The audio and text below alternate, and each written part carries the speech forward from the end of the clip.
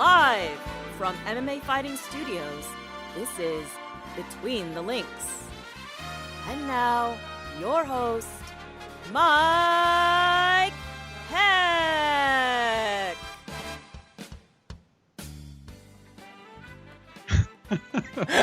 Of course. I am a blue Skype. Yeah, there we are. Yes. The iconic voice of Esther Lynn did several seconds ago welcome you to a historic edition of Between the Links here on MMAfighting.com. It has been a crazy week with big news and game-changing announcements. And we also have decided to change the game a little bit on this program. The ultimate proving ground in the world of MMA media this week. It will not be your typical one-on-one matchup. It is 2-on-2. It is a tag team extravaganza. We haven't done this before. I have no idea how this is going to go. It will probably just be utter chaos, I'm sure, but that's sort of the premise of the show to begin with. So let us get into this. Let us introduce the teams. First, the pairings. Let's start with the duo who helped make this concept a reality when they battled it out on the show around a month ago against each other, coming out of the red corner. First, let us say hello to podcaster and writer extraordinaire. I guess we can now call her Mrs. Fernanda Prates. How are you? How is married life? Welcome back. Hello. It's the same as the other life, but hearing the word married, it's still intense. Strong word. Heavy. But I'm doing okay. I'm a little nervous. Not gonna lie. I feel like the dynamics we have going on here, several ways in which this can go terribly wrong, but we'll see. And they probably will, but we'll all go down together as joining Fernanda in this venture, the wily BTL veteran, fiery hot takes galore. He's been calling for this matchup for weeks and weeks, and now it's happening. From MMAfighting.com, Mr. Jed Meshew. How's it going, my friend? I'm not going to lie, it stings to be just known as a wily veteran because I maintain that I'm still the champion, frankly. Look, it's unfair. I'm not even going to talk about the current champion because she's just too good. So we have to put her in a category of her own, and then I'm the actual champion of the mere mortals.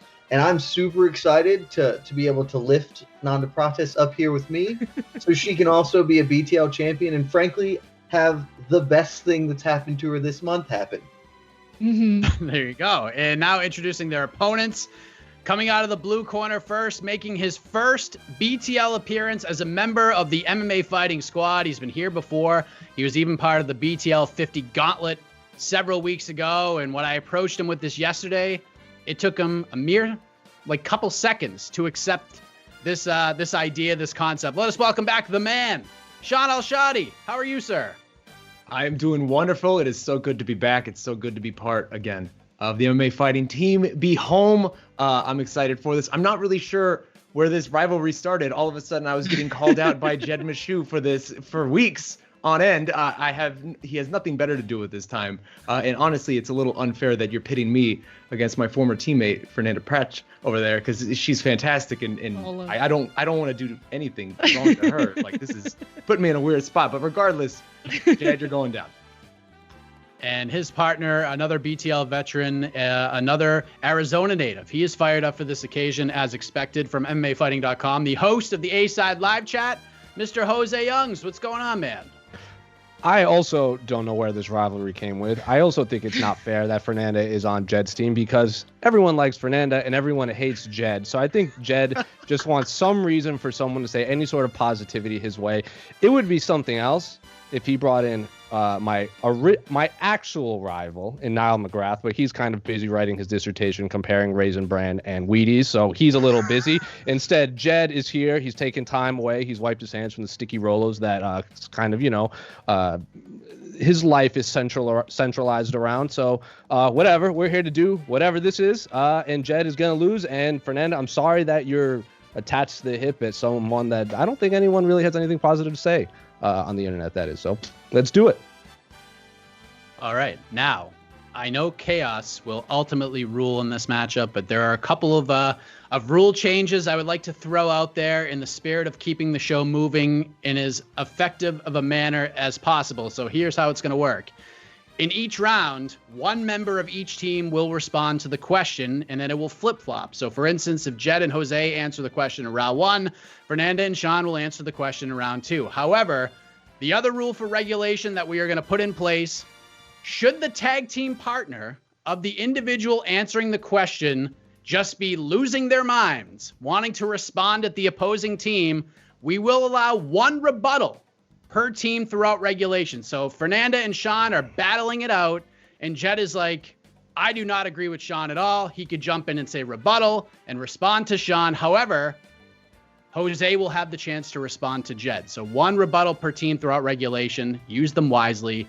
The other rule change is in the final round. If it gets that far, all 4 players will have 60 seconds to answer the question, and it is a doozy. I know it's a lot. Any questions from the panel before you get going? I will walk you through everything if needed, but is there any questions from the panel? This is like the PFL rules to me. Like, I don't fully understand it, but like, I'll just go with it and we'll see where it takes us. It's the same game you played before, but you just have to answer half the amount of questions. Okay. And you're partnered with me instead of against me, so you're going to win. I think aren't you the person with the most losses in the history of the show? And the most wins. Look, I'm a home run hitter, Shaun. Like, they don't pay me to get walks. Okay. All right, buddy. So Jed and Fernanda won the blind draw before we hit record. So you guys have to decide who's going to go first. The 2 of us? Yes. No, Jed, you go first. I feel like I need to watch the master in action before stepping in. Let's talk about Anderson Silva. Okay. Oh no, I'm sorry. See, this is you're already regretting calling me. But then that means I get to answer the following question. You answer question 2, yes. No, let me do Anderson and rap Brazil. Cool. Go for that. I like that better because I didn't actually watch him box his pants off. I was about to make up some stuff. So sweet, it works. Full transparency. All right, who wants to go up against Fernanda in the first round, Jose or Shaun? Jose, I'll do it. All right. All right, so we got Fernanda versus Shaun Al-Shatti. So we're going to begin with Anderson Silva and what he did this past Saturday. He takes on Julio Caesar Chavez Jr. in the boxing ring, and man, the spider was flowing out there. It was actually amazing to see the old Anderson come out. He was having fun. He was calling Chavez Jr. to the corner and pointing to the ground. It was awesome. And then he wins a split decision in a fight that should not have been a split decision, but it was a clear win for anybody watching the fight for the former longtime UFC middleweight champion. So, Fernanda, we're going to begin with you. What did you think of the Spider's performance and his return to the boxing ring? Yeah, so that's the thing. Full disclosure, I don't understand a lot about boxing. Like, I'll watch it, but I don't really understand scoring that well. So I can speak for what I saw from Anderson in I'm going to say his name 5 different ways, guys.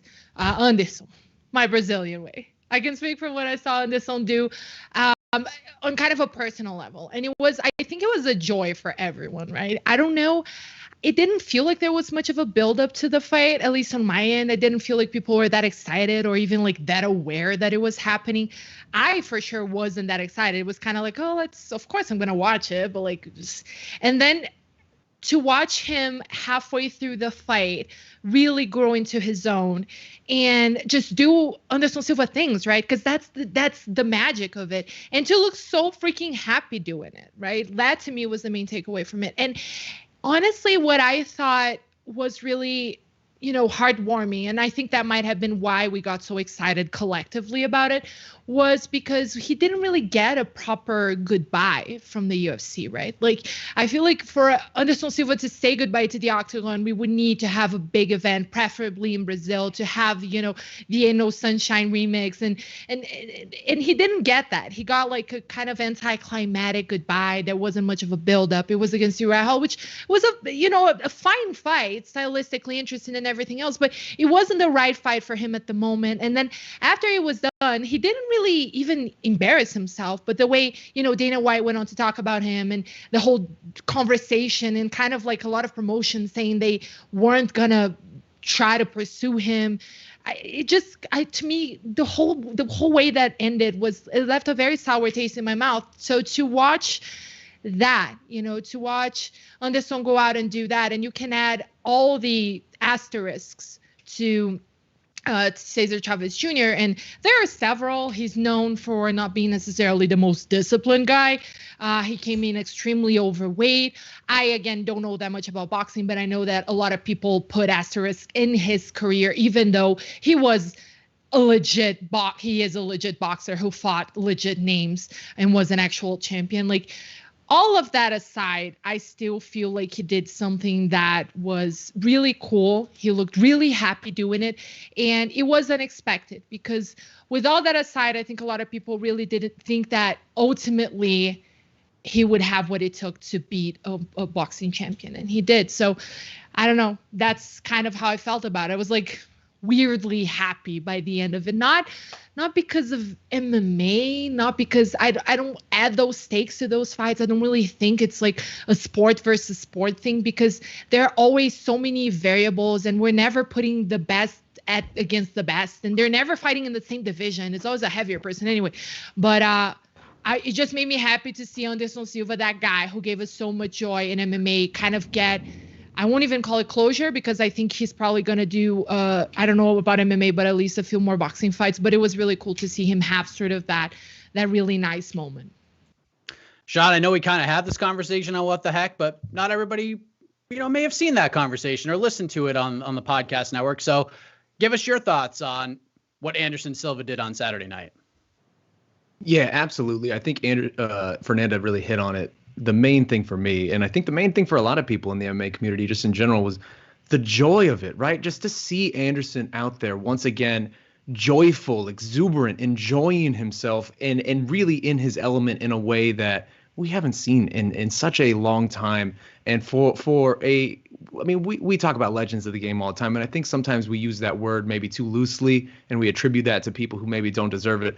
But Anderson's a legend, and he's beyond a legend, really. Like when I was, Mike, we talked about this earlier this week, but when I was a fan of the sport growing up, Anderson was one of my first favorite fighters. He was the guy who was the wizard, who was out here doing things that nobody thought possible. He was out here just really breaking every sort of mold and becoming this singular, unique figure in the fight game and somebody who felt untouchable in a way that was almost supernatural. And the joy he exuded throughout those fights and how much he clearly just reveled in being that guy. It has been so unfortunate the last half decade, really longer than that, right? It's been almost 8 years now of his very sudden, very sharp decline and how sad that has really gotten. I mean, you look at his last 9 UFC fights, he won one fight. And it was a fight he probably shouldn't have won against Derek Brunson. And so it's just, he never really had that moment where we could all celebrate him and just have that throwback opponent. He never got, an easy mark on a way out. He was always getting stuck fighting the Jared Cannoniers and the Uriah Halls and all of this of the world, where it's just like, why are we doing this? Like, who is this for?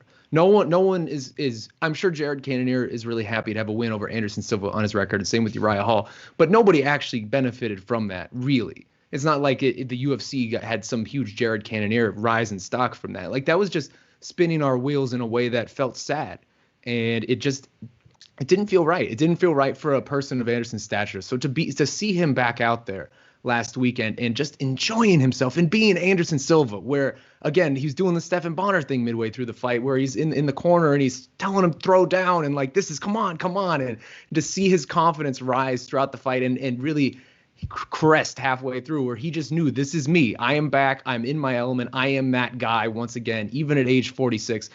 The joy that he was exuding, and I think the joy that just you could feel from the MMA community, was so cool to experience. It is so rare that we get these opportunities just as a community as a whole to really seem to revel and enjoy something simultaneously on this sort of level. But this really did feel like a celebration in a way, right? Because we've been taking a lot of losses. Like, let's be honest, we've been taking a lot of losses in this whole MMA versus boxing thing. It's seemingly every month we're getting out here getting embarrassed in front of the world.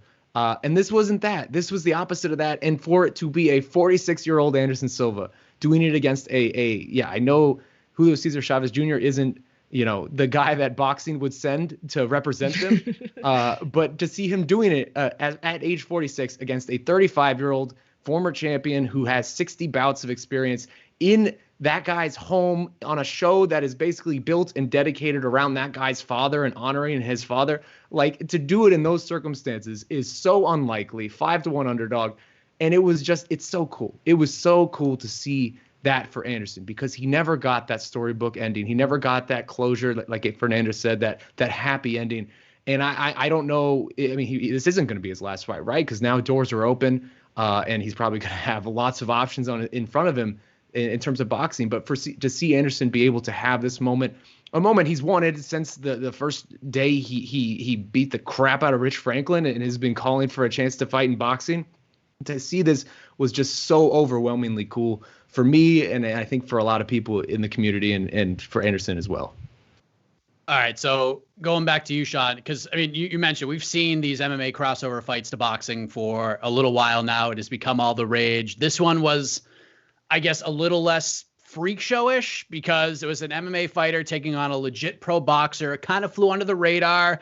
It was a pro fight. It wasn't against a YouTuber or anything like that. And I'm not knocking the Pauls, because make that money, son. But after seeing, Conor lose to Floyd and Ben Askren getting lamped, as Jed Meshew says, by Jake Paul, was Anderson's performance, like, it was a great moment for us all to, like, kind of celebrate him. It was a great moment for him. But was that, in your eyes, righting the wrong for MMA? Or do we still have to wait and see what happens on August 28th with Tyron Woodley fighting Jake Paul?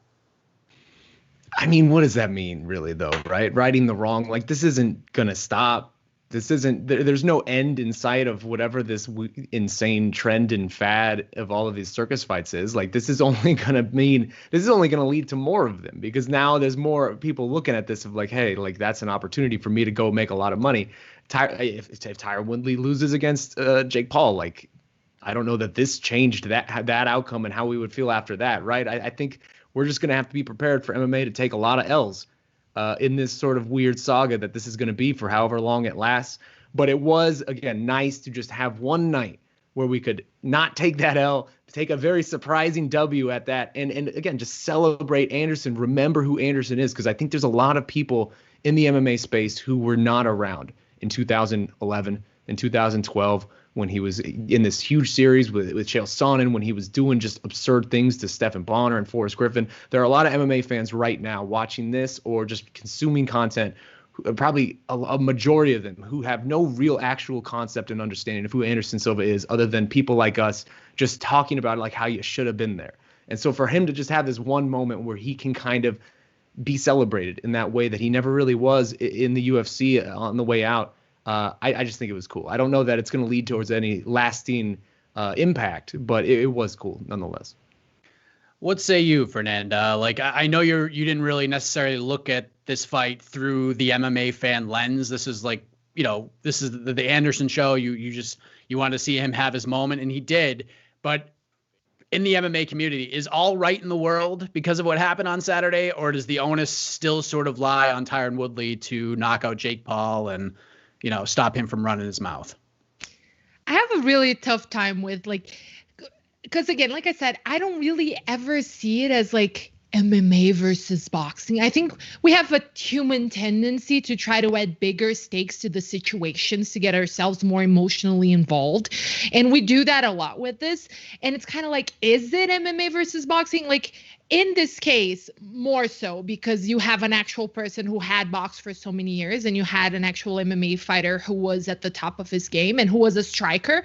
So, you had more of a parity where you could sort of compare. It doesn't look as oranges and apples, but then you get a fight like Tyron Woodley, and you're talking about this guy who isn't a proficient. He obviously is a proficient striker to the level that you can be in MMA, but like it wasn't his thing. Like, he wasn't as much of a technical, spectacular striker as Anderson, against a guy who I am tired of like knocking on the Pauls at this point in my life, because it's kind of like remember everybody's just piling on Justin Bieber. Like, it just feels so low hanging fruit. Like, I'm over it. But like, these are people who are having professional boxing fights and are training in boxers. So I'm not just their boxers in my head, I guess. Sorry, boxing people, if I'm offending everyone. But like, So you're having this kind of fight where an MMA fighter who had been declining in his MMA career, who isn't known for being the best boxer, who wasn't known for being the best boxer. And Tyron, even you have that a lot better than with Ben Askren, right? Because that was the most ridiculous example against a person who is still coming in to the world of boxing. Usually have these huge freaking size disparities in these fights. The Logans are always the Logan is one of the polls. I feel like an old lady again. What are TikToks? But you have these guys who are much bigger, fighting much older competitors who are coming. So what is this? Like, I don't understand this. What is being proven about MMA and what is being proven about boxing? To me, there's really no such thing. To me, the stakes really are as low as two people and the people around them making money. And I'm fine with that. That's absolutely fine. As long as you're an adult and you're consenting and you're, in physical conditions, because obviously it's a contact sport. You don't want to just, have extremely menacing situations happening. But, these are consenting adults who are medically clear to participate in the situation and make money. Good on them. But to me, this is not a MMA boxing honor type of thing. Might be an unpopular opinion, but that's just really not the lens through which I watch these things. Yeah, I think the important lesson to learn here is that whether Tyron Woodley beats Jake Paul or loses to Jake Paul, we remember what happened this past Saturday with Anderson Silva and the smile on his face and that moment he had with Canelo Alvarez after the fight. Like, that was just so cool. And hopefully that can stick in our memories for a little while these, as Shaun said, these crazy fights continue to happen. So we're going to move ahead to the other piece of business that went down this past Saturday night. But the point for round one goes to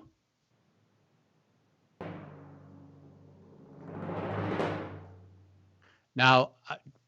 Truth be told, I can't hear any of the sound effects, so I'm taking a guess that we got it right. But it goes to the red corner. Fernanda gets her team on the board. Really good round. Super close. That's why you're my teammate. Let's go. It's all good. Red corner. Sorry, Sorry. Shaheen. Still love you. All love. We're just getting rolling here. It was like 10 to 9 3/4, if we're being honest, like Star Search scores. But now we're going to tag in Jed Meshew and Jose Youngs and move to round two and discuss the Korean Zombie getting back on track. Great performance against Dan Ige. Unanimous decision win. Used some very effective wrestling. Just had an answer seemingly for everything Dan Ige had in that fight. Plus, we found out that he had a shoulder injury during the fight, which made it even more impressive. So, Jose, we'll begin with you. What did you think of the Korean Zombie's performance and what it does for him in the landscape of this featherweight division? Well, I'm going to preface this with what I said in the preview show is everyone take what I say with a grain of salt when I'm talking about the Korean Zombie, because I am probably the biggest Korean Zombie mark in the MMA landscape. And everything I say is going to be completely biased, and I have nothing against Dan Ige. He just happened to fight the Korean Zombie. So I'm going to watch the Korean Zombie do anything, and I'm going to be excited. I could watch him make a bowl of pudding from scratch, and I'm going to be enamored. So, of course, I love everything. Metaphor? Use that for Anderson like 2 weeks ago. Yeah, because pudding's great. I also said a lot of people make pudding on here's YouTube. What if you want Jose, if you want to run through the lexicon of Jose, it's make pudding, fight a door, Jed Meshew likes Rolos, compare someone to TJ Detweiler, or say someone's late because they're auditioning for the Dancing Raisins. That's the entire lexicon of Jose Young's thing. Detweiler's a good one. Yeah, that's whatever his name is, Niall McGrath. Anywho. So, Korean Zombie, awesome fight, awesome performance, awesome everything around. Real bizarre, he didn't get a performance bonus. Not in the sense that he deserved one, because there were a lot of great performances that deserved it over a 5-round decision win over Dan Ige. But this is the first time he's won and not got a post-fight bonus in the UFC. He even dates back to the knockout of the night, submission of the night era before it became the performance bonuses. He was winning everything left and right, even like any time he won. So the fact that he won, his shoulder was trying to run away from his body, and he kept on fighting, and he got back into the win column after what he said was a knockout loss to Brian Ortega. I know it was a decision loss, but the Korean Zombie says it was a knockout loss. He doesn't remember anything past the second round. So 10 out of 10 across the board for my main man, the Korean Zombie, the only MMA shirt that I still own. But again, take what I say with a grain of salt, because anything the Korean Zombie does is 10 out of 10 across the board. All right, Jed Meshew, how are you grading his performance? Are you giving it a 10 out of 10? Do you look at it differently? Would you watch the Korean Zombie make pudding or pour a bowl of cereal or anything of the sort? I mean, it was a 10 out of 10. I'm not going to watch the man make pudding. Like I'm not going to watch anybody make pudding. That's your loss, bro. No, I'm good. There are a lot broader culinary topics that I could watch. I'd watch him make sushi, watch him do anything. Also, let's put Davison Figueiredo making sushi somewhere. That is a thing that I'd watch the hell out of. But I digress. It was obviously a phenomenal performance. I mean, I'm not going to argue that Jose is a bigger TKZ fan. Like, that's fine. He can have that one. But everybody is a Korean Zombie fan. Like, he is the original action fighter. He's that dude. And I mean, like Jose said, I hate to give him credit, but like, this man is a performance bonus machine. And honestly, one of the great tragedies of MMA is we lost a good portion of his prime years, quote unquote, to his military service. Because this dude would have been throwing up, fight of the year candidates forever, and we just missed out like 2 years of that. But he came back, and he's still got that thing on him, man. Like, Dan Ige can fight his ass off, and Sung Jung beat his ass. Like, that was a consummate performance over a very tough guy. I don't know what it does for him. Obviously, a win is great, and I will watch him anytime he competes against anybody. I know he was making some call-outs after the fight. I don't know where that gets him, towards moving towards a title shot. But, I mean, it's just friggin' dope that dude is still here, because I remember him fighting Jose Aldo what feels like 20 years ago, and Jose Aldo is still technically a top competitor, weight class below, but, like, Korean Zombies just, dude, it's awesome. It's awesome to see a guy at that weight class have that kind of longevity and still be every bit as exciting and fun and interesting as he was when he was on the come up. So, hell yeah, Korean Zombie. That was dope. So we're not sure where this takes him, but we're going to dive into that a little bit right now, because with the craziness at 145 pounds, you get the title fight coming up between Volkanovski and Ortega. It looks as if the plan is to try and rebook the Holloway-Rodriguez fight after Holloway's injury. There's a lot of fun options out there for the Korean Zombie, Jed, but not a ton that make a lot of sense for what Zombie is probably looking for. So if you got a phone call right now that you are the UFC matchmaker just for the Korean Zombie in his next fight, what are you doing with them? I mean, it's just tough because, like, frankly, I just want to give him a title shot. I don't care that it's kind of weird to do it because he lost like just a minute ago to the guy who's about to get his ass beat by Alexander Volkanovski, I think in September. But like that's what I want to do. I think the actual answer is you put together the future fight of the year with Calvin Kattar, because that would just be absolute bananagrams. And I'll watch the hell out of it. The only part of me that is sad about it is that might end up giving Korean Zombie a loss, and then he doesn't get to fight for a belt. But if you really got the cojones, just throw him into a title shot. He gets the winner. Max Holloway can go back and fight Yair Rodriguez, because nobody wants Max to fight for the title again, because he's already lost to Volko twice. Like, I know that he 100% deserves it. I'm not saying that. But, like, Max needs to move up to 155 anyway, make some hay up there. Let's throw TKZ in for a belt, but no one's going to do it. So, Calvin Kattar, fight of the year. Who says no? Are you saying no to that, Jose?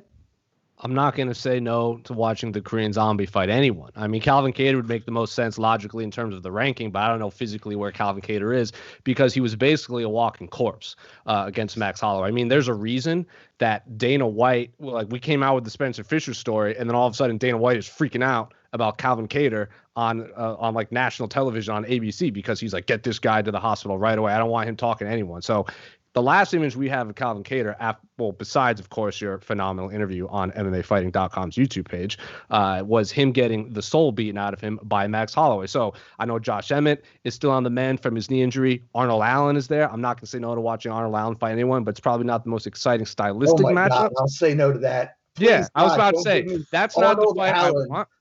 Give me the walking corpse versus the Korean Zombie. That's a match. That's perfect. The storylines are perfect. That's fine right there, but like, would you say no to the Korean Zombie fighting like Edson Barboza, who just turned Shane Burgos into another like walking dead person? Like, he literally turned the man's brain off with his fist, or Giga Chikadze, who's stealing people's livers with his foot. Like, I would much rather watch those two fights because that's a fight of the year, performance of the year. Stick it on ABC, stick it on ESPN. I just want that on national television. I don't want it buried on a prelim of a pay-per-view. I want violence personified for 5 rounds on a nationally syndicated network. That's what I want. So the Korean Zombie versus anyone except Arnold Allen. I'm not saying he doesn't deserve it, but just doesn't satiate my bloodlust in the MMA landscape. So when I spoke to Zombie prior to the fight, he, along with his coach Eddie Cha, said that he briefly pondered retirement after the loss to Brian Ortega Jose, but then said, you know what? Took a look in the mirror. I could still get back to title contention. So give me a fight. Dan Ige was the only guy available. I want to get back to the belt. So it got me thinking, Jose, if you had to guess, like, I know if it was up to you, Zombie's fighting for titles every time he fights, but do you predict realistically that the Korean Zombie will fight for a UFC title before he ultimately calls it a career? I would say it would be closer to yes, especially given how the featherweight division runs. You get everyone in the top 5 at one point is either hurt or on a long layoff or changing weight classes or whatever. Like Max Holloway's been on long layoffs. Ortega's been on long layoffs. Jair hasn't fought in, 2-3 years? Who knows when Calvin Kattar comes back? Korean Zombie himself lost like 2 or 3 years of his career. So by default, he might just get a title shot considering he would be a fresh matchup. And Dana White has always loved the Korean Zombie. So, yeah, I would say the answer is probably yes, but it's not going to be in 2021 or 2022. Jed, what do you think? Will we see Korean Zombie realistically fight for a world title once again? Yeah, I think so, but I don't think he gets it straight up. I mean, that's the thing about Zombie, right? Like, he's so beloved by hardcores that even like regular people kind of know who he is at this point.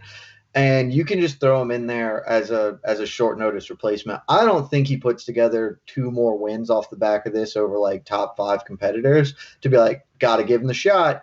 I think they should have given him the shot and not done the Ortega fight. Frankly, I think that to me made a lot of sense, and they should have just done that. And when they moved on from that, I think he's going to Bisping his way into a title shot. Like, he's like, Jose's right. You know, guys fall out, guys get injured, guys take some time off in this weight class. I think that is very much in play for him because he's going to win 2, lose 1 for however long he continues doing it. And he just needs a little bit of timing. Somebody gets hurt, pulls out. Like, right now, if something happens to Ortega in the next couple of months, like, KZ's in there, right? Like, I think that's just pretty logical. Like, I mean, I guess you could put Yair, but really you're going to put TKZ in for September if something happens to Ortega. So, and the way Jose is talking, maybe he'll just go kneecap Ortega and make it happen for Korean Zombie. And then we got it. Then he's right for the first time that he's ever been right on this program. And we get Korean Zombie in a title fight. There you go. Apparently he's awaiting the results of an MRI for the shoulder, but yeah, if he's good to go, get back to the States, get back to fight ready, and get ready for September. Because come on, you know that man would fight for a title. If he was offered a title shot in September, even if they told him his shoulder was going to fall off, he'd be like, all right, let's go. I'm in. I'll hit him with my other shoulder. Be that as it may, good win for Zombie. Pretty good spot right now. Better win for Jose. Yes, we'll see where he goes from here. As this tag team matchup moves ahead, I have a feeling we're about to explode into pure chaos. So far, it's been pretty calm here. But the point for round 2 of this tag team bout goes to the squad of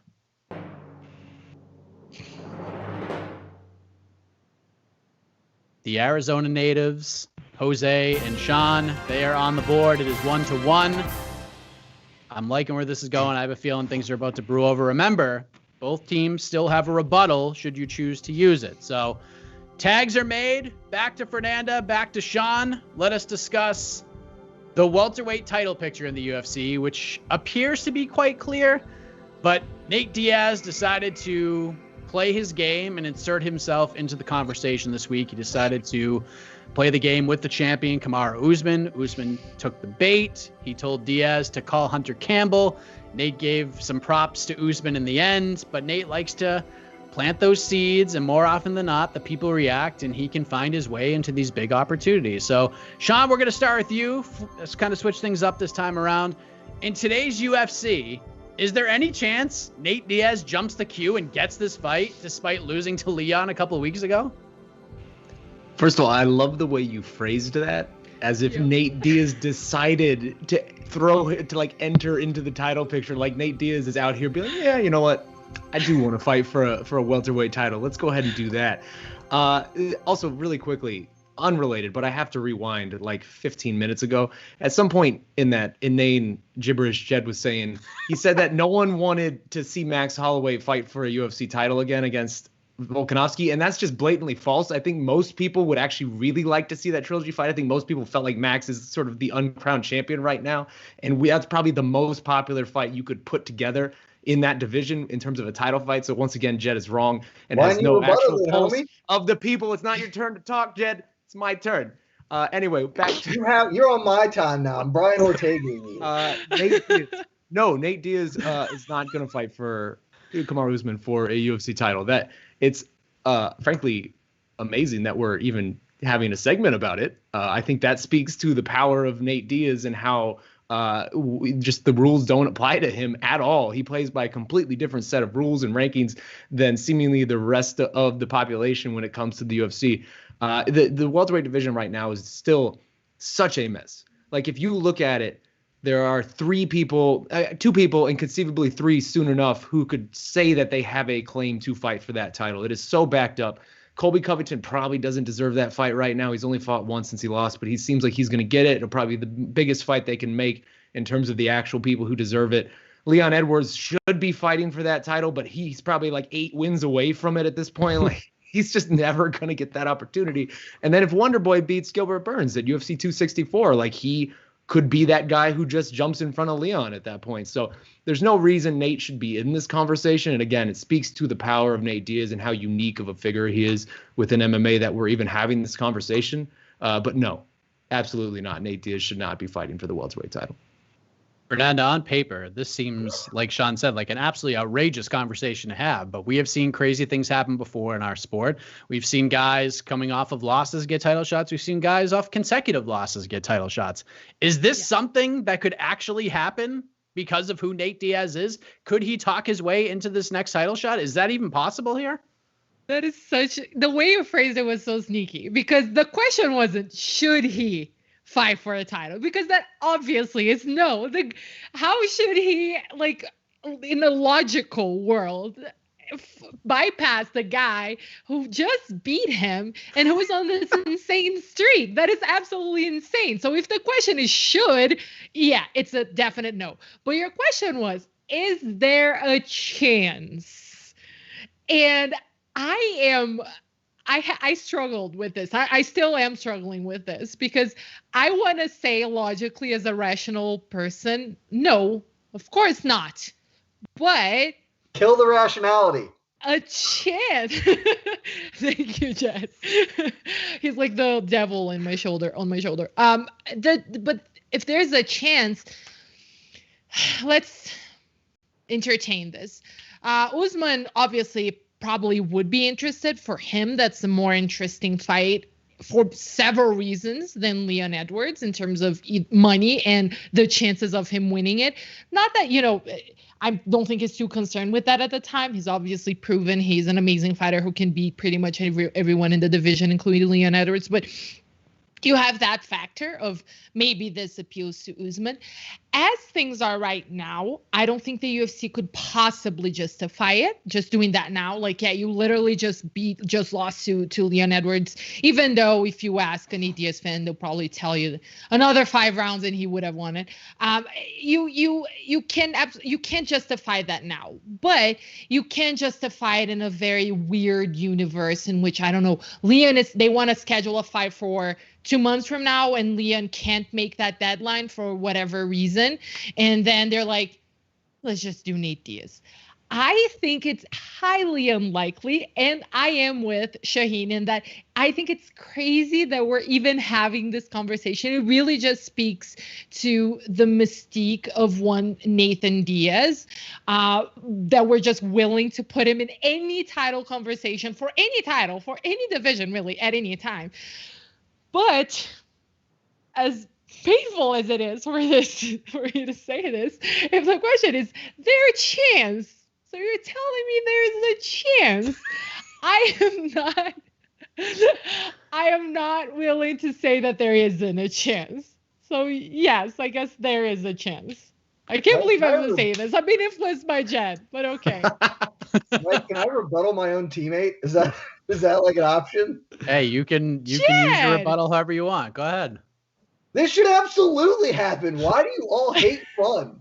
Like, one, it should happen because Kamaru Usman's the man, and he wants it to happen, and he should get to say, I choose you, What's Nate going Diaz. on right now? Nobody Sean, cares about Leon Edwards. Colby Covington sucks. Right. If Wonder Boy wins, yes, he deserves a title fight. But if he loses, you don't need to run Gilbert Burns right back. And are you really going to put the winner of Luque versus Chiesa in a title fight? I mean, maybe if this were a sport, maybe they would deserve it. But, like, screw it, man. Nate almost beat him. Let's go. Jose, would you like to say something, Jed, before we turn it over to over to Shaun and Fernanda? With his own teammate. What's going on? Talking to Jed is like trying to have I love this energy, though. I feel like I'm a very like cautious person, and I feel like Jed's just reckless energy. Like we really complement each other well as teammates. I learned when I first met Jed about 3 weeks ago, I learned that you can't really interact with him like a rational human being. So it's like trying to talk to a duck. So no, I don't want to interact with Jed again. Okay. Well, anyways, so going back to Fernanda and Shaun, Fernanda, we'll go back to you. And Dana White has been saying it for a while now, but we all know that Dana White likes to say things. It appears that Colby Covington will be next for Usman, that rematch from their incredible fight in December of 2019. Usman's manager, Ali Abdulaziz, said that there's some good news for Usman. Don't know if it's related or not. And then he tweeted out earlier today that Nate Diaz over Colby all day or something to that effect. But listen, whether it's Nate or if Wonderboy beats Burns or even Leon Edwards gets in there, maybe it's not Nate, but is there any way the UFC changes gears and we don't see Usman Covington 2 next? See, the way you phrase these questions, Mike, is there any way? Is there, it's the UFC, there's always a way and there's always a chance. So I struggle with these questions.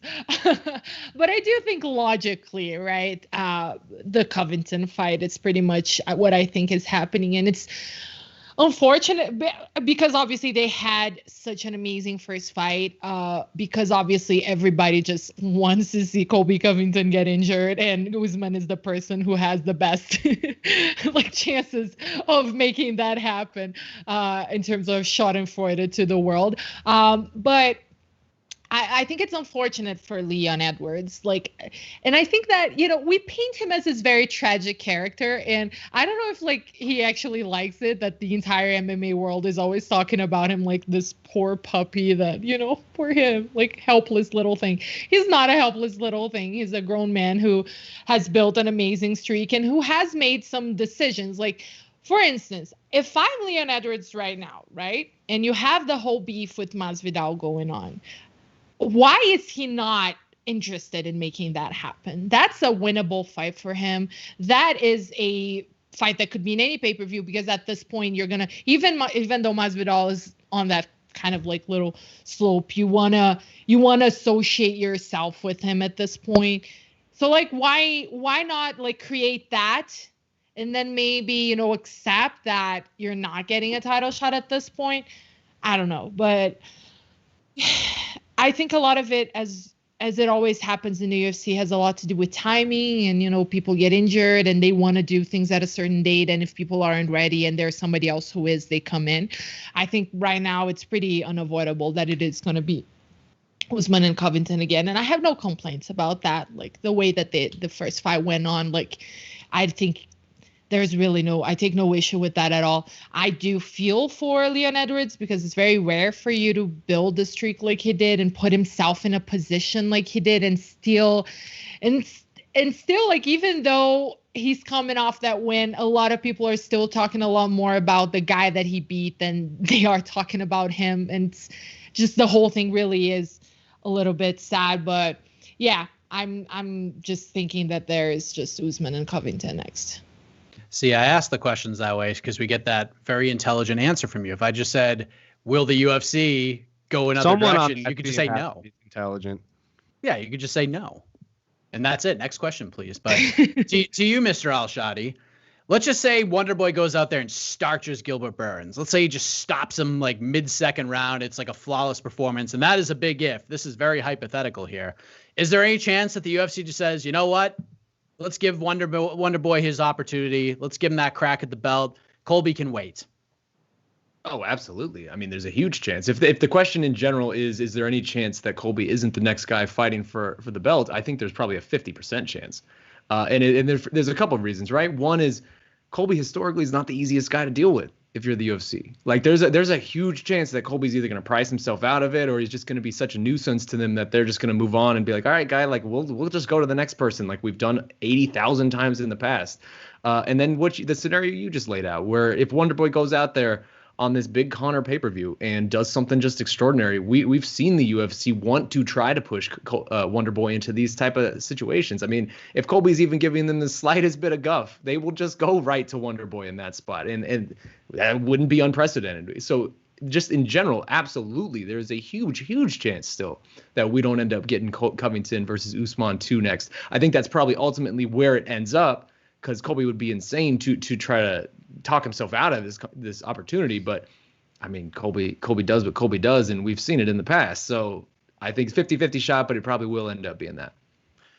Yeah, Colby seems ready. I spoke with him a couple of weeks ago. He said he's ready to fight tomorrow. He said the right things about the UFC. Shout out to Dana and Hunter and the whole team. So he's on their good side, at least when he does interviews. So we'll see what happens with this title picture. I think it's crazy that we're talking about Nate, but that is today's UFC. We get ready for the final. Mike.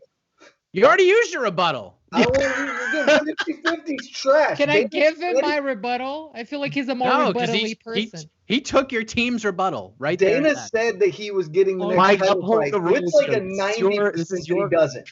You gotta uphold the rules. Listen, there are no rules here. This is chaos. We appreciate you, Jed, and we're going to hear more from you in a minute. But the last 30 seconds of your vocals don't count. They're just there forever, but they have nothing to do with this game. So the final tags are about to be made. Jed's words are equivalent to UFC title shots. It just doesn't matter. This could get ugly in round 4. But the point for round 3, cue the drums, goes to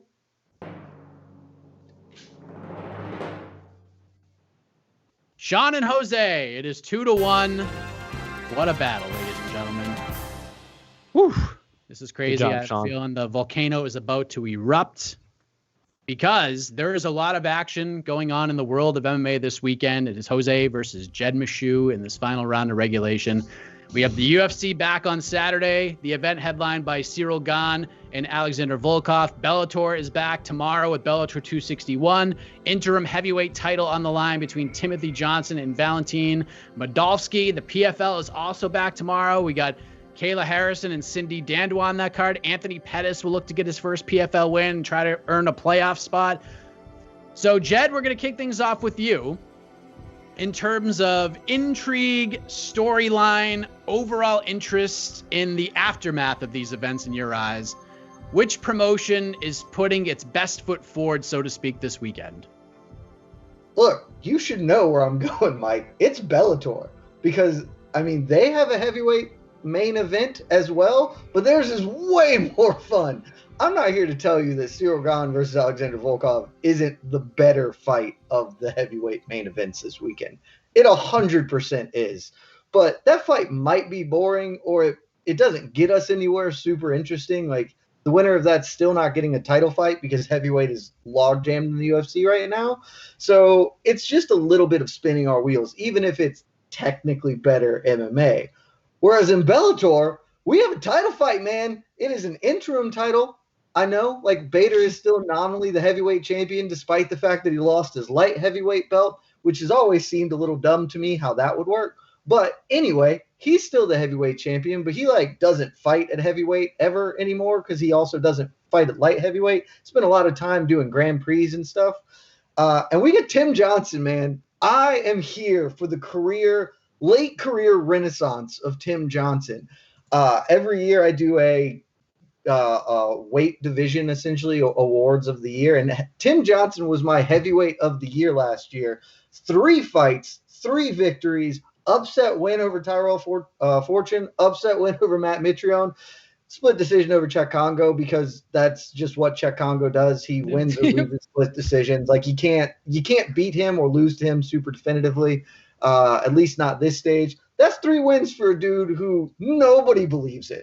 I don't believe in Tim Johnson still, and I'm a Tim Johnson fan. Like, Tim Johnson's family doesn't believe in him, but he put together 3 wins, and he is the number 1 or 2 ranked heavyweight in Bellator's admittedly awful rankings. He is going to fight like a legitimately good heavyweight prospect in Valentin Moldavsky. Like, I'm just here. I'm here for the 2 big old walruses just smacking each other around for however long it is. And nobody's talking about it. It's so rare that you get a title fight, be it interim or otherwise, that nobody gives 2 shits about. But somehow we've managed that with Bellator this week. But I care, Bellator, and I see you, and I'm going to be tuning in.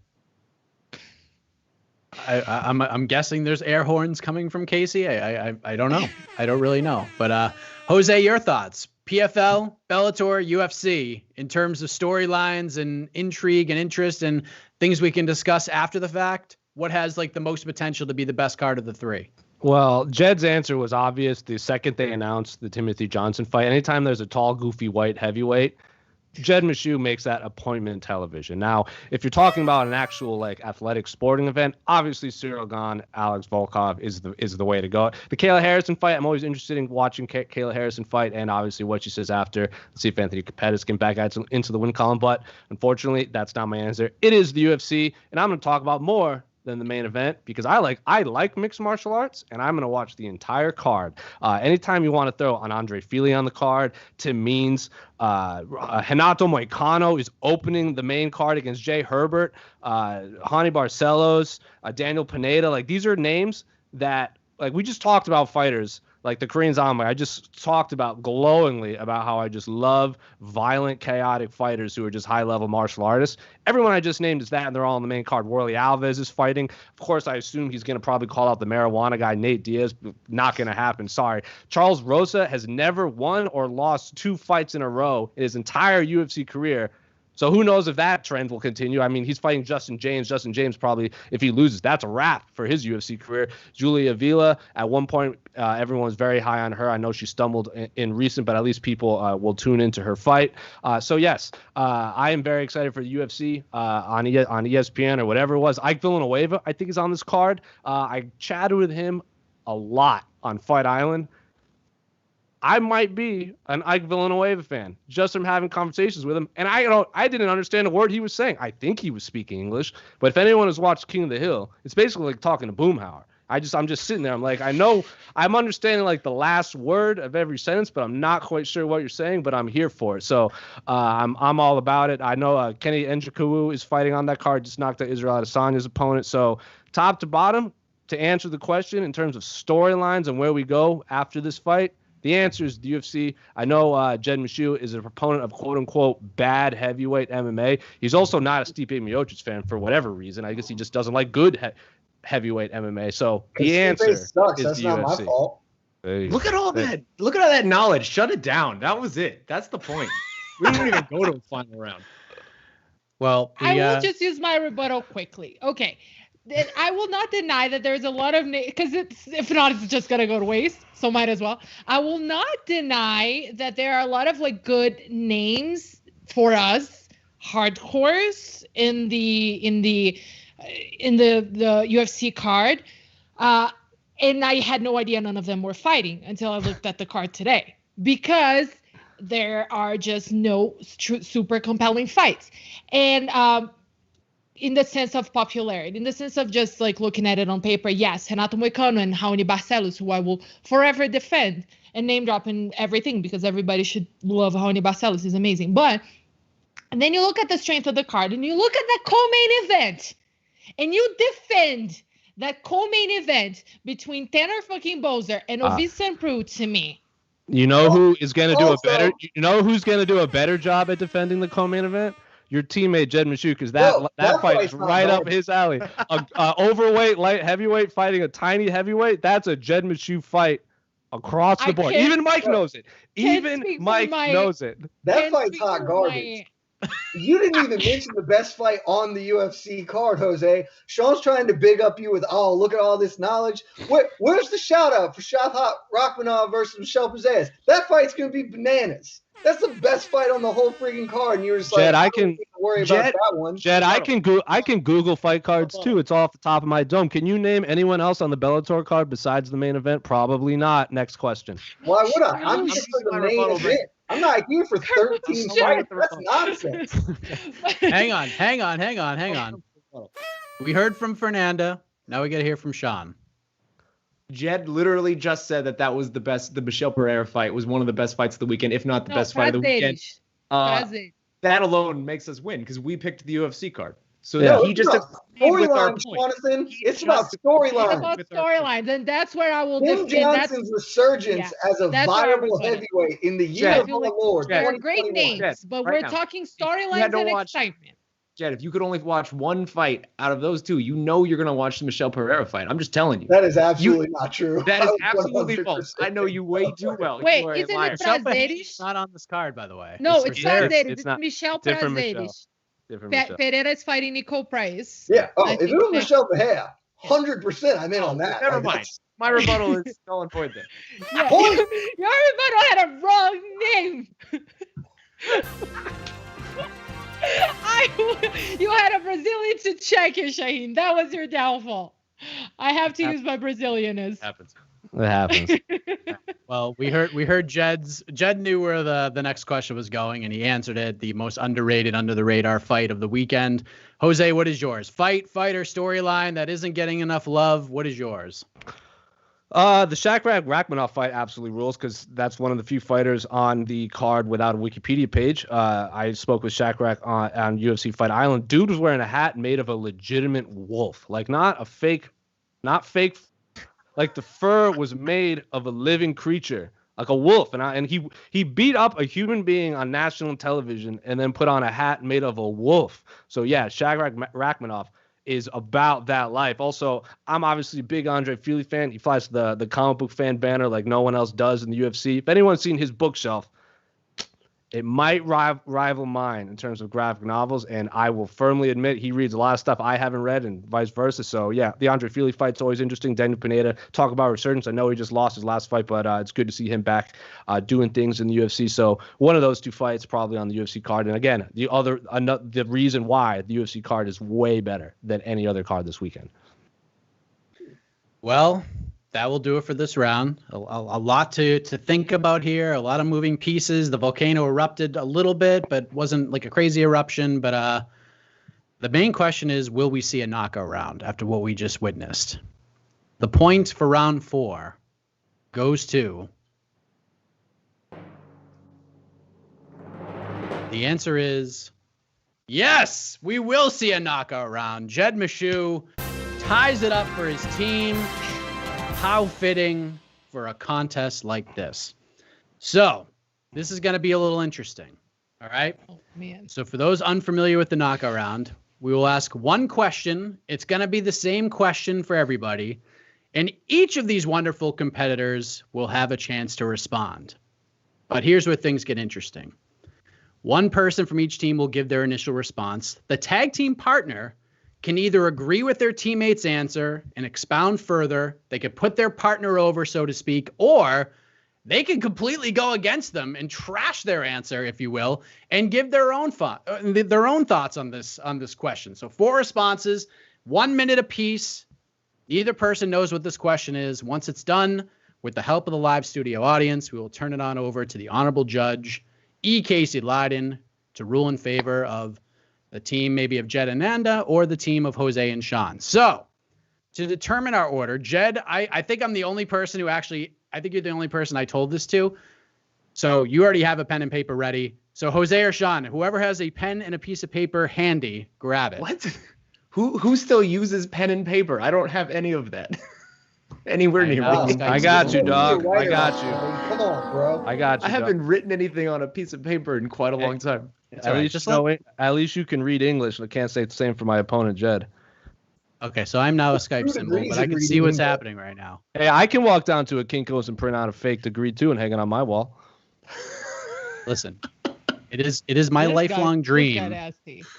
I'm thrilled to be working here at MMA Fighting, but my lifelong dream is to be a game show host. So I'm trying to insert a little bit of game show host idness, if you will, into this. So to determine who's going to go first, we need each team to bring one person to the table. We have a little Price is Right action. It's going to be Jed versus Jose. We're going to combine a little MMA trivia into this. So Jose and Jed, I'm going to ask you this question. You have 10 seconds to write down a number. What's That's going You on? won't get it right. I don't Sure, have sure. You it. won't get. Don't worry about You're it. doing Fernanda. great, Mike. Just Jose and Jed, just for you, okay? I'm going to ask this question. You have 10 seconds to write down a number. You're not going to get it right unless you're just ridiculous. But the closest to the number will get the champion's prerogative. Without going over, is this real Price is Right or is this fake Price is Right, Mike? Whoever's the Yeah, closest yeah. to the number. Whoever's the closest to the number. So fake Price is Right. All right. Okay. Esk. So, Max Holloway has had 24 fights in his UFC career. How many significant strikes has Max Holloway landed in his UFC career? I was 10 going to seconds. cheat and send it to you, Jose, but I 10 seconds, can't go. find that. Significant? Yep. Jesus, he had like 7,000 in his last fight. I'm ready. 4, 3, 2, 1. Ah. Time is up. Jose, let's see. What do you got? I wrote 784. 784. Jed Meshew. I'm at 4,081. Yeah, it's got to be way more than 700. My pen wasn't working. Probably somewhere in the middle. I'm gonna go and get. It's got to be 4 figures minimum. So Jed Yeah. barely wins. Yeah. He went way over. The correct answer is 2,618. Nearly a fifth of those happened in the fight against Calvin Kattar. That's in a lot January. that is a lot closer than I thought. So with that, Jed, you get the champion's prerogative. Do you want to go first? Do you want to pass this question on over to your opponents? We're definitely passing because this is chaos and I don't know. We need time to be prepared. Yes. We like to call him a coward by not going first. Anyway, hit me with a question. All right, so Jose, you're going to go first. You'll have a minute, and then Shaun Al-Shatti will also have a minute to answer. He could either expound on what you said or he can go his own direction. So here's the question. We're past the midway point of the year. Every year, as you know, Jose, we have our list of awards we like to give out, the blank of the year, over at MMAfighting.com. So put your thinking cap on because the most contentious category of 2020 was the Breakout Fighter of the Year. It was a 2-horse race between Khamzat Chimaev, who won the award ultimately, and Kevin Holland, who finished second. So the question is, Jose, thus far in 2021, who is your Breakout Fighter of the Year in the world of mixed martial arts? That is quite the question. We have 1 minute on the clock. Your time starts now. In terms of the Breakout Fighter of the Year, I'm going to phrase it in the sense that the reception that this individual got completely caught me off guard. Now, he's been in the UFC for a while, and he was even on The Ultimate Fighter, but the reaction that Brandon Moreno got in Arizona was as if he was fighting in Mexico. The only fighter, I think, the entire week that got more standing ovations than Brandon Moreno was Nate Diaz. So he was the lowest ranked fighter on The Ultimate Fighter. Like, he was the 16 out of 16 fighter in The Ultimate Fighter. He gets called back to fight a UFC vet on short notice, wins, and he racks on a couple more wins and losses, gets cut, comes back, crawls himself back to the top, and is now the champion of the flyweight division. So my answer is Brandon Moreno. He got the biggest pops in front of a crowd. He's probably one of the bigger nerds. I mean, the dude collects Funko Pops for a living, and I hate Funko Pops, and I think that it's absolutely adorable. So the fact that we were talking about Brandon Moreno, the Funko Pop collector, is the champion of the world, my answer is Brandon Moreno. All right. There we go. We bring in Shaun Al-Shatti. I'm still a Skype. Oh, here I am. Hey, welcome back, Mike. All right, Shaun, you get a minute. You can either build upon that if you agree with Jose, or you can give your own thoughts on this. Breakout Fighter of the Year thus far in 2021, and go. That was tremendous. I mean, I was going to say Jiri Prochazka because of what we saw with the ridiculousness and the top knot and everything. But, I mean, I have to agree with Jose. Brandon Moreno, man, I was there in Phoenix with Jose, and I honestly wouldn't have believed it had I not been there to see it. The reaction that this guy got from the Phoenix populace all week, it was unreal. He was treated and received like an absolute superstar. Brandon Moreno, the guy who was number 16 out of 16 on his tough season, the guy who was cut from the UFC just a few years ago, the guy who was an underdog in pretty much every single one of his major fights in the UFC. How is this eternal underdog all of a sudden now the UFC champion? This is not something that I think anyone ever really actually thought would come true. Dude loves Legos. He's living his dream, going to Legoland and living it up large. He's probably going to get his own Lego figure. All of Tijuana, Mexico, there's murals everywhere for him. It's crazy. The whole world is celebrating Brandon Moreno. No one ever saw this coming. We thought maybe he'd be a fun fighter who could maybe get his name into contention at some point. No one ever thought he'd be a champion. It's absolutely Brandon Moreno, and there's no other correct answer. Okay. Jed is already shaking his head, so that is going to be a good sign. So, Jed, do you want to go first? Yeah, I got this, and then Nanda can just come in over the top, put him away. Okay, so Jose and Shaun are going with the assassin baby, Brandon Moreno. What say you? Breakout fighter of the year thus far in 2021. 1 minute on the clock starts now. First, shouts to Al-Shatti for his unending love of Yuri Prochazka. I knew he would say that if he was given the choice. I'm not here to disparage Brandon Moreno. Brandon Moreno's dope. His win was super sick. He obviously has got something going. He's still a flyweight, so nobody cares about him in a broader sense. The only correct answer is Kamaru Usman. Now, last year, Mike, we talked on this show about Breakout fighter of the year. Let me talk. I got a minute. Kamaru Usman, last year, awful performance against Jorge Masvidal. He was the least excited fighter. Somehow he's got the worst answer. Super dope wins this year, and he is now from good welterweight to legitimately in the greatest welterweight of all time conversation. The UFC started pushing that narrative. He blew the doors off Gilbert Burns and then knocked Jorge Masvidal out. That's not a thing that happens. This is a dude who, again, last year, he was a good champion that no one cared about. Now he is a star. He is obviously the breakout fighter this year, if you're talking about where he was to where he ended. Oh, let me just say that guy was so funny. That guy was so funny. For breakout fighter of the year, someone who was already a UFC champion for 2 years at the start of this year. Yeah. That is not what that category means, my friend. That category means whatever I want it to mean, and it means look, Brandon Moreno is a champion. The worst answer I've ever seen. Unquestionably, he went from not champion to champion. But Kamaru Usman went from a nobody gave a shit about to a guy that we're starting to call the GOAT. Like, that is the biggest jump anybody's had in the Jed, I take back everything I said. You're a funny guy. Okay. I have. Okay. Hey, all right. Hang on a second. I will say this. I will say this for Jed. That is a very open-ended question. You can look at it however, through whatever lens you want. And that was the biggest point of contention with this freaking award last year was Khamzat, a guy that nobody knew, became a star, even though he didn't really beat anybody of significance. And then you have Kevin Holland, who had 5 wins, but people knew who he was. So it's just like, how do you define it? That's how you define it. And I respect that, Jed. I don't know if Casey will respect that, but I respect it. I have nothing to do with the fine. The UFC champion of 2 years suddenly became the breakout fighter of the year. There's a lot of talking when it's not their turn, Mike. My teammate hadn't even gotten a shot yet. I know, but now she gets it. Brandon's second run in the UFC by those standards too. Like he's not in the same like category as Humaev, as in he's just a brand new face. And this is not me hating on Brandon Moreno, but I'm not. I'll have my minute, so I don't want to. Yes, you will have your minute. You will have your minute, and this is why this is why I picked this question, because this is awesome. This is chaos, and this is the way they end the program. So Fernanda, we leave it on to you. The married wisdom of Fernanda Prates. 1 minute on the clock. I will preface this by saying I hate this type of question, because whenever I have to write about it, I like do a lot of research. Like I'm that kind of person. I don't think on my feet. But I want female representation here, and I'm gonna go with one that will be also met with protest, but I will explain. I'm gonna go with Kayla Harrison, because Kayla Harrison obviously has had like one fight this year. She's having her second fight for PFL tomorrow, so it's not like she's fought a bunch. But I say that 2021 is the year that we started talking about Kayla Harrison in the same realm as Amanda Nunes and Cyborg. Right before that, we were curious, we were intrigued, we knew that she had all this athletic prowess, but her competition hadn't, granted, still kind of hasn't been at the level that we can really test it. But I think that 2021 is the year we started seriously putting her in those conversations, seriously putting her against the proven best female MMA fighters in the world. And for that, for now, and this might age horribly tomorrow. For now, I am putting Kayla Harrison as my breakout fighter of 2021. Good answer.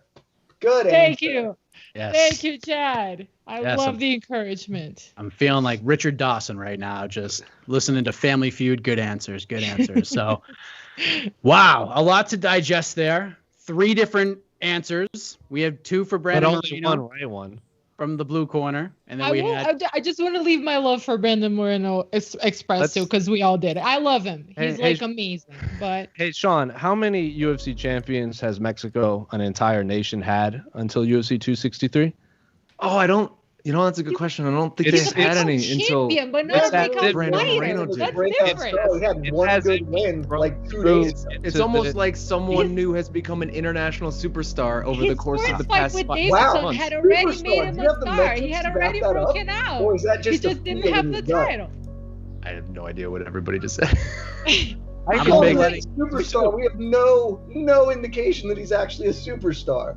He's a champion. I'm just telling you, Jose and I were here for that arena. If they do any sort of show in Arizona again or Mexico or wherever, that's going to sell out very, very fast, and Brandon Moreno is going to be received like a star.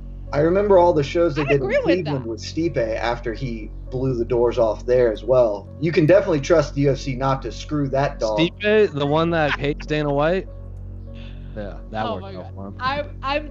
My argument is just that the breakout champion and breakout star and breakout fighter, that's my whole conversation. Because I would argue that Brandon had already, his stock had already risen incredibly after the first fight with Davison. And he now became champion. So just throwing it out there for the audience to consider. We had foot stomps Usman, and now he's the GOAT over GSP. That seems like a bigger jump to me. That's all I'm saying. Okay. All right. Let's all just agree that Jed objectively has the worst answer here. Yeah, obviously. No.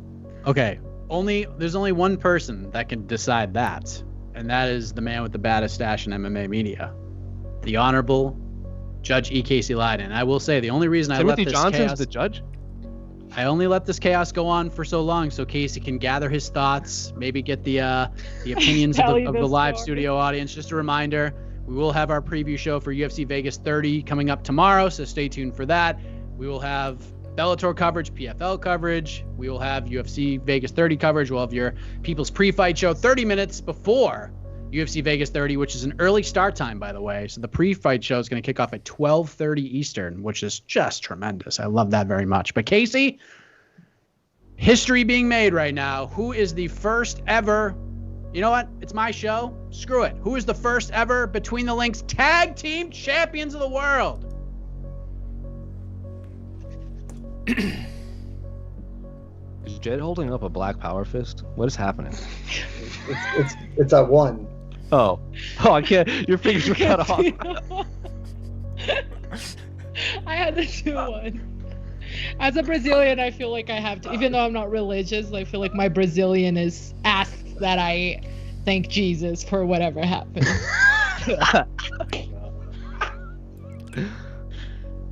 We can't hear Casey. I'm here. I'm listening to you. Happening? I mean, the minute was over a while back. I don't know why you're still talking. But I made my decision. Fine arguments for Breakout Fighter of the Year, but the winner for the first ever tag team Between the Links champion is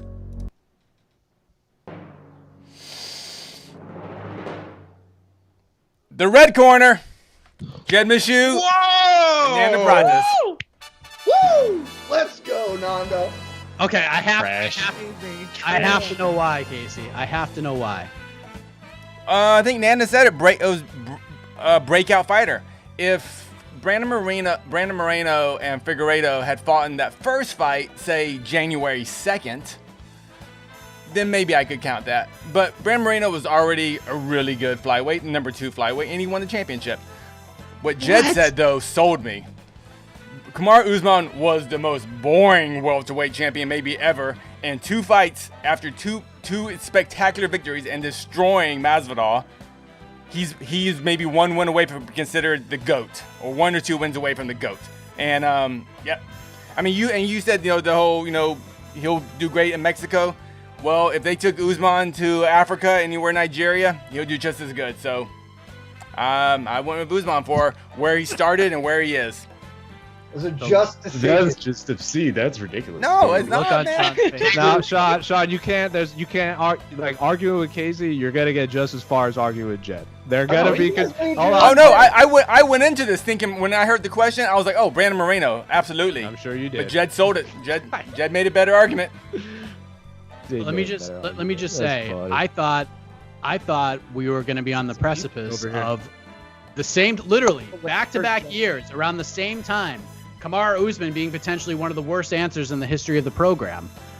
But Jed did a good job selling it. A.K. Lee said Kamaru Usman was the fighter of the year last year at this exact same time last year, and is one of the worst answers in the history of the show. He still gets beat up about that. And that's why Kamaru Usman is the breakout fighter, because it was a horrible answer by A.K. Because Kamaru Usman was not, I don't know what you want to call it, a star. He is a star now. Brandon Moreno is on his way to becoming a star. All right, we will get the thoughts of Shaun and Jose in a matter of moments, but the red corner gets to say their piece first. Congratulations to Jed and Fernanda, the first ever Between the Links tag team champions of the world. Jed, you get 30 seconds to say whatever it is you want, and then Fernanda, you will also get 30 seconds. I'm just basking in the glory of this win. You all thought that I was insane for Usman, and clearly I was correct. And I got to throw a shout out to my tag team partner, because I think she gives me a much needed, takes the edge off, makes me a little more palatable, helps some of my arguments. We knew this was going to be a dominant tag team, and this is just the first of many. Fernanda? Yeah, I agree. I've got to be honest. The first time I was on the show, I felt a little robbed, and I think the internet kind of agreed with me, but like the entirety of the internet. But I also knew I had a worthy opponent, and I was on board with the tag team because I felt like I said, his reckless energy could really match my sort of more cautious, or cowardly, you could say, take on things. So I feel like this was a great team. I'm really happy with our performance tonight. I thought Fernanda was verbally swinging the chair at Jed's back for a second there, but you turned it around. No. And nothing but respect here, Mike. Yeah, exactly. Like, this is all right. Let's hear from the blue corner. A strong team. Let's hear from the blue corner. Let's get Jose and Shaun up there. I have to hear what Shaun has to say, because the look on his face when he actually digested this decision, I have to hear your ridiculous. This is ridiculous. Casey, I've known you forever. You have a lot of bad opinions. Like, that's just what it is. We have a person with bad opinions telling someone else with bad opinions that he has great opinions. Like, sure, I guess the guy that was 12-0 coming into 2021 and was a champion for 2 years and was already a top 5 welterweight of all time. Oh yeah, sure. Somehow he's the breakout fighter of the year. Yeah, go ahead and book that Usman Wonderboy fight, and then we'll see how big of a superstar Usman is with all the million pay-per-views that's gonna sell. It's ridiculous. Oh, and Brandon Moreno versus who? Outsell Yeah. what? Dude, who believed in Brandon Moreno coming into 2021? Everyone called that a fluke. Stevenson Figueiredo would have won had he not decided to do a couple fouls in that fight. Like, no one was believing in Brandon Moreno coming into that. Wait, I'm sorry. Was the question the upset of the year? Was it the upset of the year? Was it just the UFC champion of the year who slightly became more popular? What are we talking about? Slightly? Oh, man. Jed. Usman would outsell Moreno by like 400,000 people. What are we? Usman would, yeah, but Usman's still not like You got the top Shaun. 5 most popular champion in the Here's sport. what I'll say. Shaun, Casey was always going to pick the incorrect answer. So the fact that we said that we were wrong is a good, like, a good, like, you've been at the Athletic for a couple years. You don't like Casey's been doing the preview and the post-fight shows and everything, and as you said, like as Mike said, what did you say to Casey at a post show last week? What did we call him? A contrarian. So of course, the right answer is going to let's not forget Casey thought Loma Lukbuni deserved a performance bonus for a decision win on a card with like 3 knockouts and a submission. He said that Virna Jandiroba deserved a performance bonus. So even Mike was like, why? Like we get it. Oh, the woman that broke Murata's arm. Case, you can interrupt. You can interrupt in a second. I understand that's the game, but right now, the losers can have their time. Salty. I'm not. As soon as Jed said Kamaru, I'm like, oh, Casey's gonna pick that answer. Like I knew that would come. That's objectively the right answer. The second Jed said Kamaru, and I'm like, oh, Casey's picking that. I still think. We won, so I won't debate it. I still think that Kayla fits the criteria better, but I'm just gonna throw it out there. I still think we won. We would have won with either answer. And Nanda came with 2 fighters. That was brilliant. Smart play. Kayla Harrison is 1-0 with a win over Marina Moraes in again, Shaun. It's fine. It's fine. Just think about what I said like 5 seconds ago. You've got the wrong answer. It's got to be picked. We get it. It's okay. I mean, even Esther Lynn in the comment section was like, "Oh, Jose's the right answer." I'm like, "Yeah, well, I'm not getting. Okay, stop picking that one." Yeah, that was until Esther heard my correct answer. Oh wait, we're talking about Esther Lynn. Oh wait, no, this is Esther Lynn. Look. I can't read it. What is she saying? I can't. It doesn't appear to me. Jed and Nanda had better formed arguments behind more difficult fighters to make. I can't see the bottom of that, but it is the iconic voice, so it must have been something special. There you go. The degree of difficulty you guys went with, that's just going to kill you every time. So, well, listen. Yeah. It's all love. I still love all of you. I just hope that this is known, okay? That this doesn't cause a rift in our beautiful friendship, because I love you all. Listen, the only rift it's going to cause is Shaun and Jose never wanting to come on the show again because of it. You're welcome, viewers. It's gonna have to be like me and Jed forever. Yeah, Shaun. Here's how the next time you're on. Here's what's gonna happen. You're gonna win the first round, lose the second, rinse and repeat, and then in the final round, you're gonna pick Jiri Prohaska, Virna Jandiroba as the breakout and fighters of 2021, guaranteed victory. Oh, and throw Manel Cape in there too, just for the record. And you are golden on winning every single Between the Links. You should definitely listen to Jose because he's won a lot of Between the Links against me. Yeah, the only one I won is when I brought up Virna Jandiroba and I got the final point right. So yes, the math is sound. The system is rigged. That's what you're saying, Jose? That's a serious accusation. Bro, the system was rigged last week when Shaun came in to guest judge and tell me. That was when the system was rigged. Yeah, don't forget that, Shaun. You had your invited me, Casey. You knew what was going to happen. I trusted you. I trusted you. Okay. We've gone like 8 minutes past the allotted time here. This is great stuff, by the way, and I want to thank you all for watching and tuning in to this craziness that is BTL Tag Team Championship match number 1. Congratulations to Jed and Fernanda. Thank you, Jose and Shaun. Thank you to Chris Lee, Casey Leiden for his decision. Until next week, everybody, I am Mike Heck. We'll see you back here Between the Links. Good night, everybody. The iconic voice of Esther Lynn may or may not take you out of here. Suns in 4. Suns in 4. Suns in 4. Hawks in 6. I can go with that. This has been Between the Links. I'm Esther Lynn. You can tell because I have a beautiful voice. Follow me on Twitter. I love social media.